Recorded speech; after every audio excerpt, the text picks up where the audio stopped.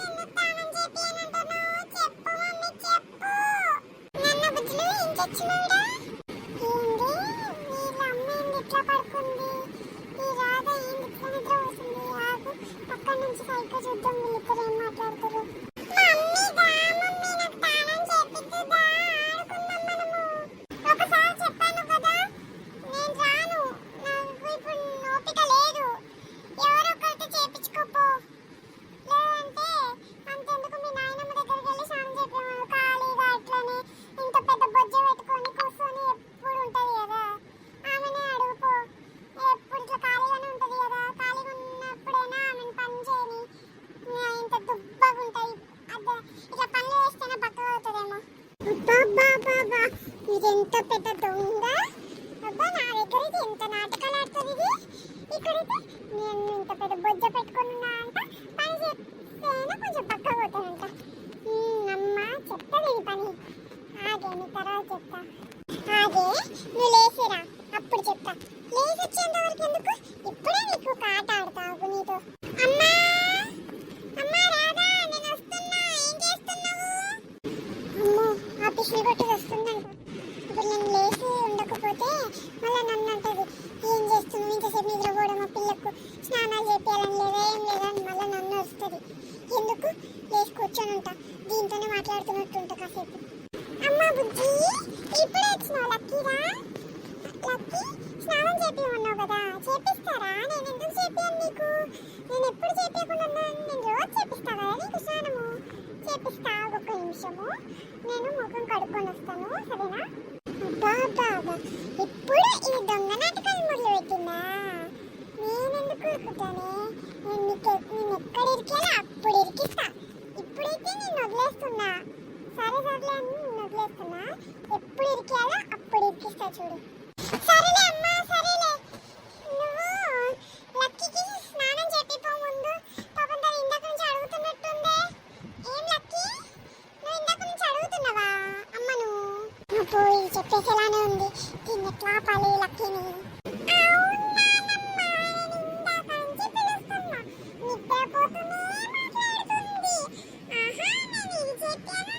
స్నానం చేపియని నాయనమ్మతోనే చేపించుకో, ఇంత పెద్ద బొజ్జ ఉంటది కదా నాయనమ్మకు, ఒక పని చేస్తేనా బొజ్జ తగ్గుతుందేమో అని అన్నది నాయనమ్మ. ఇది నేను అనుకున్నట్టు చెప్పేసింది. ఇప్పుడు దీన్ని ఎట్లా మేనేజ్ చేయాలి? ఏంది ఏంది రాదా, మా లక్కీ చెప్తున్నా నిజమా? ఏంది నాకు ఇంత పెద్ద బొజ్జ ఉంటుందా? అసలు నేను ఏదంత లావున్నా అని, నేను బాగా బక్కగా ఉంటా. నా కూతురు చెప్పిన విటమిన్ బిలో డిలో ఏవేవో వస్తాయంట కదా, నాకు అవన్నీ ఉన్నాయి, అందుకే బాగా బక్కగా ఉన్నా. నాకు ఆ ఐరన్ కూడా నాకు ఎంత ఉంది. ఇది బక్కగా ఉంటుందంట, దీని ముఖం పాడుగాను. ఇది బక్కగా ఉండుడేంది, ఇది బక్క కాదు, ఇంత పెద్ద బొజ్జ వేసుకొని ఉంటుంది. నేను చెప్పింది మరి నిజమే. మరి ఇది దానికి కూడా ఇంత పెద్ద రాందం చేస్తుంది. దీనికంటే విటమిన్లు ఉంటాయంట, విటమిన్ బిలు డీలు ఉంటాయంట. మన కూతురు చెప్పినంటే నమ్మిందంట, దీని ముఖం పాడుగాను. ఇంకా ఐరన్ అంట, ఐరన్ ఐరన్. అది ఐరనా ఐరన్ అసలు ఇది కూడా తెలియకుండా పోతుంది. చిచ్చి అత్తమ్మ, అదేం లేదు అత్తమ్మ అంటే కొంచెం చీర కట్టుకున్నప్పుడు అట్లా ఉంటావు అని చెప్పిన, అంతే, ఏం లేదు, ఏమేం లేదంట. ఏంటి లక్కీ అట్లా అంటావు నాయనమ్మను? నేను ఎప్పుడు అన్నాను? నేను అనలేదు అత్తమ్మ, బాధపడకండి. ఇంకా మీరు ఐరన్ అన్నారు కదా, అది ఐరన్ కాదత్తమ్మ, అది ఐరన్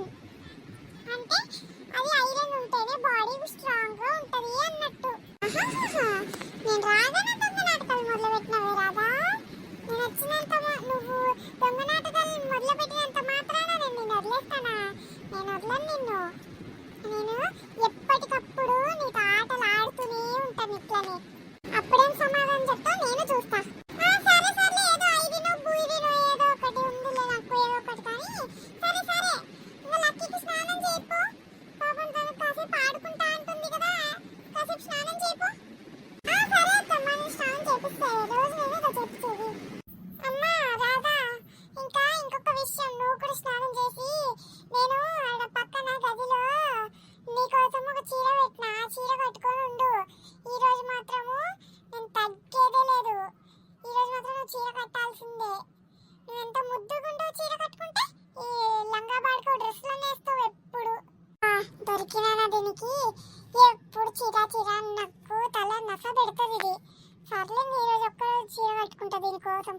లేదా దీని తలకాయ నొప్పి నేను అస్సలు తట్టుకోలేను. సరే అత్తమ్మ, సరే సరే, నేను చీర కట్టుకుంటా. సరే, నేను వెళ్తున్నా. ఏమో లక్కీ, నువ్వు ఇక్కడే ఉండు. నిన్ను పెద్దమ్మని పంపిస్తా, నీకు స్నానం చేపిస్తుంది.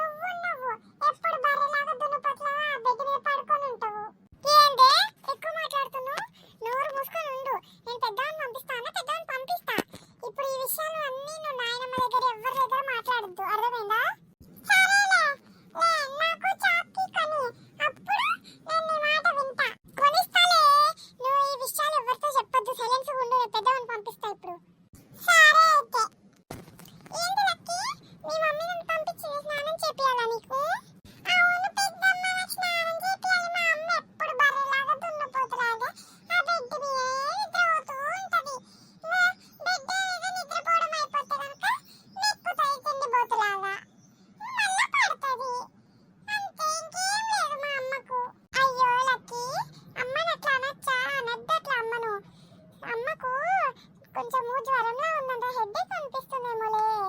సర్లే, నేను నీకు స్నానం చేపిస్తా కదా. సరే పెద్దమ్మ, నువ్వు ఏం చెప్తే అదే. ఇదేంటి సురేఖ పట్టుకొస్తుందేంటి లక్కీని? ఏందైతే రాధ పోలేదా స్నానం చేపించడానికి? సురేఖను పంపించిందా? ఏమమ్మా సురేఖ, ఏంది నువ్వు పట్టుకొస్తున్నావు లక్కీని?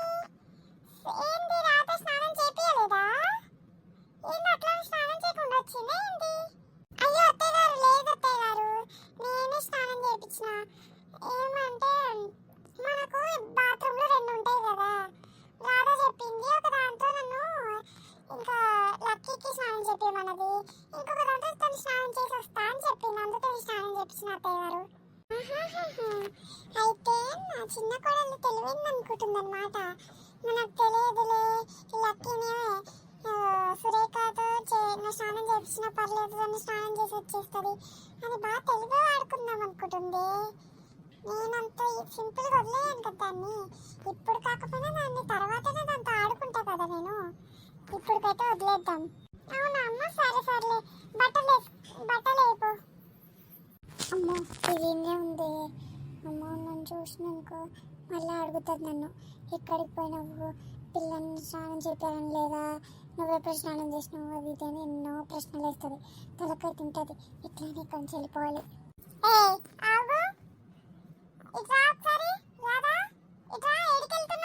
అబ్బా చూసిందా, దీని పిల్లి కళ్ళు ఎటువైనా చూస్తుంది. ఇంకా ఇప్పుడు నా తలకాయ తింటుంది చూడు. అత్తయ్య గారు ఏంది పిలిచారు? ఏంది దాని మీదకి చీర మీదకి గాజులు వేసుకోలేదు, దండ వేసుకోలేదు, జుట్టు అట్లనే ఎలా తీసినావు? ఏంది మంచి వేసుకోవడం లేదా నీకేమి? చీర కట్టుకోమంటే చీర కట్టుకోవడమేనా? దాని మీదకి మంచి గాజులు వేసుకోవాలి, మంచి అల్లు వేసుకొని జుట్టు వేసుకోవాలి, పెద్దగా బొట్టు వేసుకోవాలి, నగలు వేసుకోవాలి, ఎట్లుండాలి మంచిగా.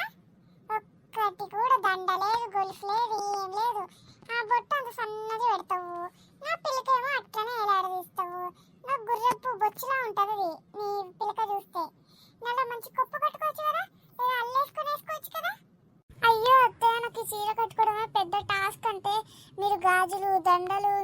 అల్లేసుకోవడం అది ఇది అంటారేంటి అత్తయ్య గారు? నాకు ఇదే చాలా కష్టం అంటే నేను అవేం వేసుకోలేను అత్తయ్య గారు. ఏందమ్మా చీర కట్టుకోవడం అంటే టాస్క్ నీకు? నేను ఎంత బాగా కట్టుకున్నా చూడు, మంచి కట్టుకొని పాపిడి బిల్ల పెట్టుకొని కుప్పు కట్టుకొని మంచిగా మల్లెపూలు పెట్టుకొని అట్లా ఉండాలి ఎవరైనా. నువ్వు గాజులు వేసుకోవు, దండ వేసుకోవు, ఏం వేసుకోవు. ఇప్పుడు చీర కట్టుకోమన్నందుకు బలవంతంగా కట్టుకున్నావు, ఇష్టంగా కట్టుకోలేదు కదా? అయ్యో అత్తయ్య, ఇప్పుడు నా వల్ల కాదు అత్తయ్య, ప్లీజ్ నన్ను వదిలేయండి అత్తయ్య. అమ్మా ఏం చేస్తున్నావు ఇక్కడ? అబ్బా వచ్చావరా? అబ్బా ఎంత బాగుందిరా నీకు డ్రెస్. నీకన్నా ఎవ్వరికి బాగుండదేమో డ్రెస్ అనేది. ఎంత బాగున్నావు తెలుసా? అత్తయ్య నీ కూతురింది అత్తయ్య. ఆ షర్ట్ ఏంది, ఆ డ్రెస్ ఏంది, దానికి ఆ జుట్టు ఏంది, దానికి ఆ పెద్ద బొట్టు ఏంది అత్తయ్య? అసలు ఆ డ్రెస్ ఏంది, ఆమెకు ఉన్న వాలకం ఏంది, అసలు ఏమైనా సెట్ అయింది అత్తయ్య? నీకేం తెలుసా మా ట్రెండ్? నా కూతురికి తెలుసు. నేనే కొనిపించిన బట్టలు, తను వేసుకుంటా అంటే కొనిపించిన. బాగుంది, నా కూతురికి ఎంత ముద్దు కొడుతుంది చూడు, ఎంత బాగుందో. ఎవరికి తెలియదు ట్రెండ్ ఇక్కడ. అయినా ఏంది, ఇంటికి ఆడబిడ్డ వస్తే ఇట్లా అవమానించేది? ఎవరైనా ఆడబిడ్డ వస్తే ఎప్పుడు వాళ్ళని అవమానించద్దు, లేదంటే మన ఇంటికి అశుభం. చూడు ఎంత బాగుందో నా బిడ్డ, ఎంత బాగా ముద్దు కొడుతుంది ఆ బట్టల్లో. ఎవరైనా ఏ ఆడబిడ్డనైనా మెచ్చుకుంటే ఇంట్లో బాగా శుభం జరుగుతుంది. నువ్వేం చేస్తున్నావు? నువ్వు ఇంకా అశుభం చేస్తున్నావు ఇంటికంతా. చూడు మా అత్త నన్ను మాత్రం డ్రెస్సులు వేసుకోకు, చీరలు కట్టుకో అన్నది. ఇప్పుడు చీర కట్టుకొని వచ్చినా ఈ పిల్క బాగాలేదు, గాజులు లేవేంది, దండలేవేంది, బొట్టు పెద్ద పెట్టలే, అది ఇది అన్నది. దాని కూతురు చూడు, ఒట్టి జుట్టు మంచిగా వేసుకుని ఆ బొట్టు అంత పెద్దగా పెట్టుకుంది అంతే. ఆ డ్రెస్ చూసినవా, నాకన్నా ఇంకా దారుణం చేసుకున్నది. దాన్ని మాత్రం ఏమనలేదు, కానీ నేను ఒక మంచి పైజామాస్ వేసుకున్నా సరే నా మీదనే ఏడుస్తుంది పందిది. దానికంట మంచిగా పొగడాలంట, అబ్బాయి డ్రెస్ బాగుంది అది. దాని ముఖానికి అది సెట్ కూడా కాలే. ఆ పల్లెటూరి ముఖానికి ఏమైనా బాగుందా ఆ డ్రెస్? ఇంకా మళ్ళీ నన్ను అంటుంది ఇట్లా అవమానిస్తే అశుభం అంట. ఎక్కడి నుంచి వచ్చిందో ఈ కొత్త రూల్ని. ఏం బాగా నువ్వు చూడడానికి. నువ్వు నాకు ఆ రోజే పెళ్లి చూపుల రోజే నాకు నచ్చలే. నువ్వు నా కూతురు చూడు, నా కూతురులాగా ఎంత బాగుండాలి, మంచిగా నీట్గా తెల్లగా ఉండాలి ముఖము. నీదుంది కొంచెం కర్రగా ఉంది. నువ్వు ఇంకా ఈ రోజు లావ్ అవుతున్నావు రోజు. నా కూతురు చూడు ఎంత బాగా బక్కగా అయిపోతుంది, చిక్కిపోతుంది నా బంగారు తల్లి. ఇప్పటి నుంచి నీకు తిండి కట్. కొంచెం నువ్వే కొంచెమే తినాలి, ఒక్క చపాతి లేదా 2 చపాతీలు అంతే. నువ్వు ఎక్కువ తినకూడదు, అన్నం అస్సలు తినద్దు. నువ్వు ఏమైనా అన్నం తినకపోతే సస్తా. నువ్వు అంటున్నావు అన్నం తినకు, ఏం తినకు, అన్నం కట్టు అది కట్టు అంట. అన్నం తినకపోతే నేను సస్తా. అప్పుడు నువ్వు నాకేం పెడతావే? దాని కూతురు ఏమైనా బక్కగుందా? బండ మొక్కంది, ఇది బండదే అది బండదే. ఇందాక దాన్ని నేను బొజ్జు ఎక్కుంది అన్నందుకే పెద్ద ఆనందం చేసింది.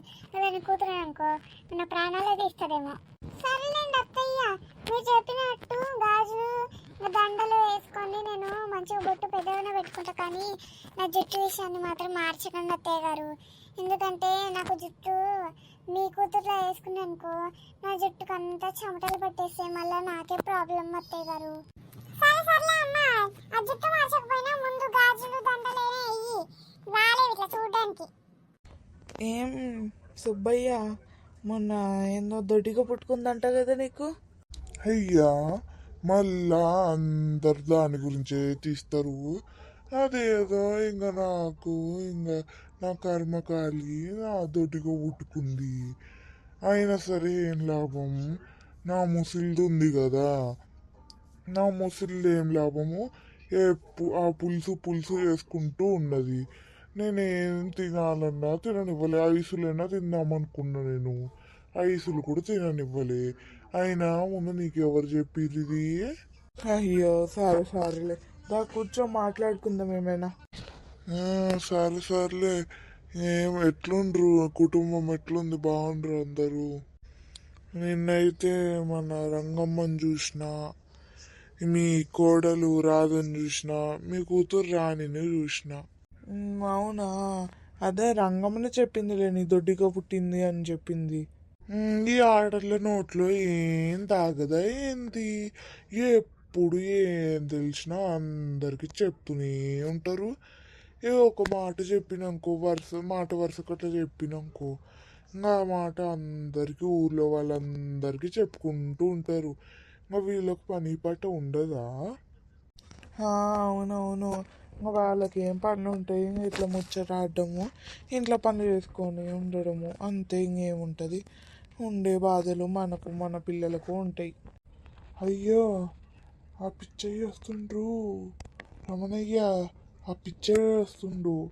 మనం ఇక్కడి నుంచి వెళ్ళడమైనా చెయ్యాలి, లేదంటే వాడు వచ్చి ఏదో ఒకటి పిచ్చి పిచ్చిగా వాగుతుంటాడు.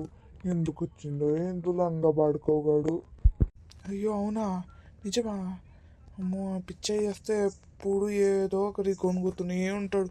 ఏం మాట్లాడుతాడో కూడా అర్థం కాదు. పాపం భార్య పిల్లలు ఎట్లుంటారో ఏందో. రమణయ్య, ఏం చేస్తున్నావు? ఏందో ఈ మధ్య ఏదో వచ్చిందంట కదా, అదేంటండి? ఏంద్రా వీడి గొంతు ఎప్పుడు ఏదో చిన్న పిల్లలు ఆడపిల్లలాగా వస్తుంది వీడి గొంతు. ఎప్పుడు ఏదేందో మాట్లాడదు. ఇప్పుడు ఏదో వచ్చింది అంటూ నేను అందుకే చెప్పిన ముందు వెళ్ళిపోతామంటే నువ్వు ఇంకా ఇక్కడ కూర్చొని ఉన్నావు. అయ్యో ఏమొచ్చింది, ఏం రాలేదులే, ఏం లేదులే. సరే సరే, నువ్వు వెళ్ళు ఇక్కడ నుంచి. ఏంది ఇక్కడే ఉన్నావు, వెళ్ళు నువ్వు. నేను ఎందుకు వెళ్ళాలి? ఇది తెట్టు అంట కదా, తెట్టు. ఈ తెట్టులో అందరు కూర్చోరంట కదా, కూర్చొని ఏందో సస్తారంట కదా. రే వీడేంద్రా కూర్చొని సస్తారంటుండ్రు, ఏం మాట్లాడుతుండీడు? అందుకే కదరా ఇన్ని పిచ్చాయి అనేది.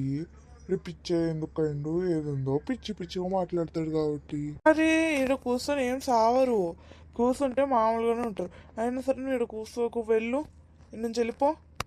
లేదు, నేను విన్నా, ఇక్కడ సస్తారు. సస్తారు.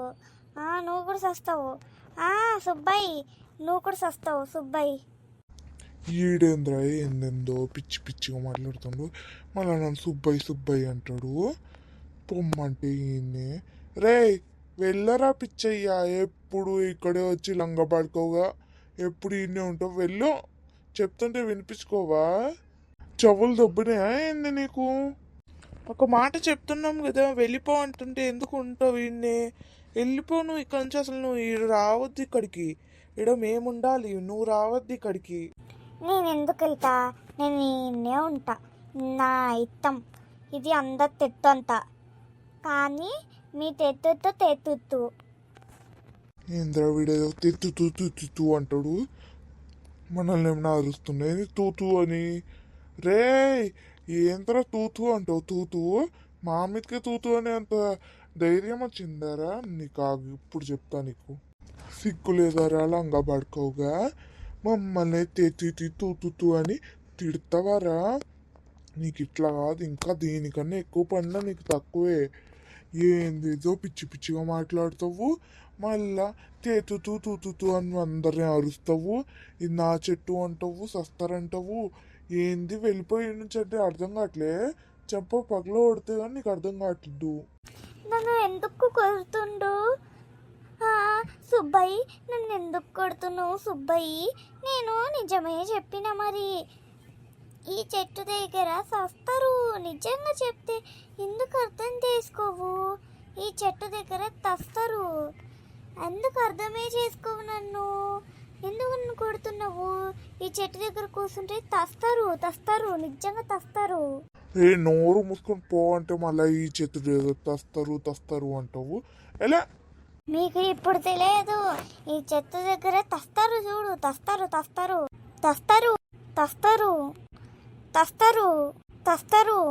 వీడేంద్రా ఇంకా సిగ్గు లేకుండా తస్తారు అంటాడు. అసలు వీడికి ఏమైందిరా? నిజంగానే పిచ్చయ్య అంటాం కానీ, పిచ్చోడు అంటాం కానీ, అసలు వీడికి ఏమైందంట అసలు? ఈడి నరాలు దెబ్బతిన్నాయి అంటారా, బుర్రలో నరాలు దెబ్బతిని ఇట్లా అందరితో ఏదేదో పిచ్చి పిచ్చిగా వాగేవాడు. లేదంటే అప్పుడు మొదట్లో మనతో ఎంత మంచిగా మాట్లాడేవాడు. బాగా ఎట్లున్నారు రమణయ్య, ఎట్లున్నావు సుబ్బయ్య, అన్ని విశేషాలు మాట్లాడుతుండే వాళ్ళం.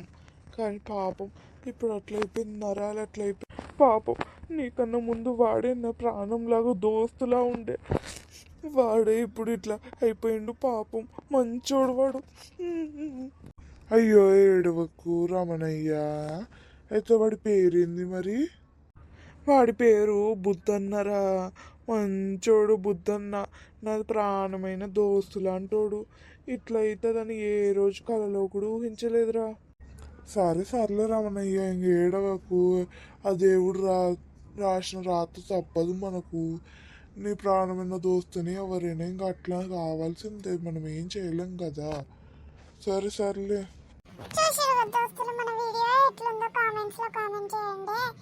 చూసిరు కదా మన బుద్ధన్న ఇంకా మన రమణయ్య అంటే మా ఆయన ఫ్రెండ్షిప్ గురించి. ఫ్రెండ్షిప్ అంటే ఇట్లానే ఉంటుంది దోస్తులు. మీరు కూడా ఇట్లాంటి వాళ్ళు ఎవరినైనా చూసిరా? పాపం వాళ్ళకు కూడా ఒక స్నేహితులు ఉండింటారు. పాపం ప్రాణం కన్నా ఎక్కువ మనము ఆయన అనుకునేది మనం ముందైతే మన అమ్మ నాన్న, తర్వాత మన కుటుంబము, ఆ తర్వాత మన స్నేహితులు. స్నేహితులు కూడా మన కుటుంబంలానే దోస్తులు. మీకు ఎవరైతే మీ బెస్ట్ ఫ్రెండ్ ఎవరో కామెంట్స్ లో కామెంట్ చేయండి. మేము కూడా హ్యాపీ అవుతాం కదా కొంచెము. నాకైతే ఎవరో అనుకోకండి దోస్తులు, నాకైతే నా సరోజ, నా బక్క పీను, నేను ఇంకా అది చాలా జాంజీవి దోస్తులం.